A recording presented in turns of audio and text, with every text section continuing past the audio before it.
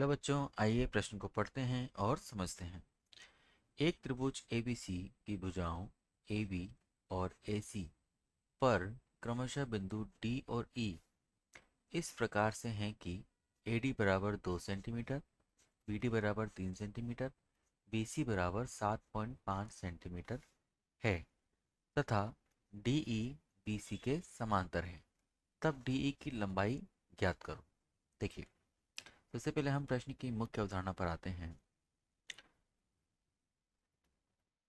मुख्य अवधारणा मुख्य अवधारणा कहती है कि यदि त्रिभुजों के संगत कोण किन्हीं दो त्रिभुजों के संगत कोण किन्हीं दो त्रिभुजों के संगत कोण आपस में बराबर हों तो त्रिभुज समरूप होते हैं। समरूप होते हैं। देखिए, इस प्रश्न की मुख्य अवधारणा तथा दिए गए प्रश्न के आधार पर हम इस प्रश्न का चित्र बनाते हैं। हमें त्रिभुज ABC दिया गया है। देखिए, त्रिभुज ABC कुछ इस प्रकार से दिया गया है और इसका नामकरण हम कर देते हैं A, B तथा C। अब इसकी AB भुजा पर बिंदु D है और इसकी AC भुजा पर बिंदु E है। हम इसे DE नाम दे देते हैं।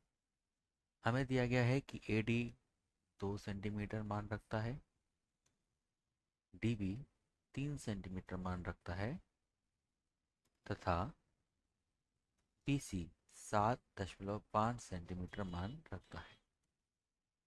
हमें बताना है इस D का मान कितना होगा। साथ ही हमें यह भी दिया गया है कि DE जो है वह BC के समांतर है। देखिए प्रश्न का हल।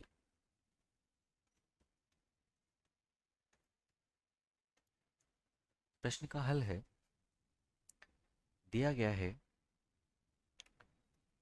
दिया गया है DE समांतर है BC के तथा अब अगर ऐसा है तो त्रिभुज ADE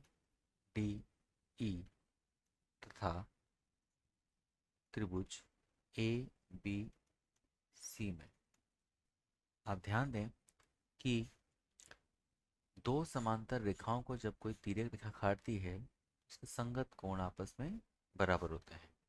यहाँ पर हम कह सकते हैं कि DE तथा BC समांतर रेखाओं को AB एक तिर्यक रेखा काट रही है, अर्थात इसके ये वाला कोण इस कोण के बराबर होगा और यह वाला कोण इस कोण के बराबर होगा। तो हम दो त्रिभुज यहाँ पर लेते हैं, एक तो ADE और दूसरा ABC। हम इन दोनों में देखेंगे कि कोण ADE बराबर है कोण ABC के तथा कोण AED बराबर है कोण ACB के। संगत कोण, राइट। देखिए, साथ ही कोण A के बराबर होगा। अतः त्रिभुज ADE और ABC आपस में समरूप त्रिभुज है। अतः त्रिभुज ADE समरूप है त्रिभुज ABC के। तब हम जानते हैं कि समरूप त्रिभुज समरूप त्रिभुजों की भुजाओं के अनुपात की भुजाओं के अनुपात बराबर होते हैं, बराबर होते हैं। अतः हम कह सकते हैं यहाँ पर कि AD जो होगा, AD बटे AB और AE बटे AC तथा DE बटे BC का अनुपात बराबर होगा। अब हम प्रथम व अंतिम पद लेते हैं।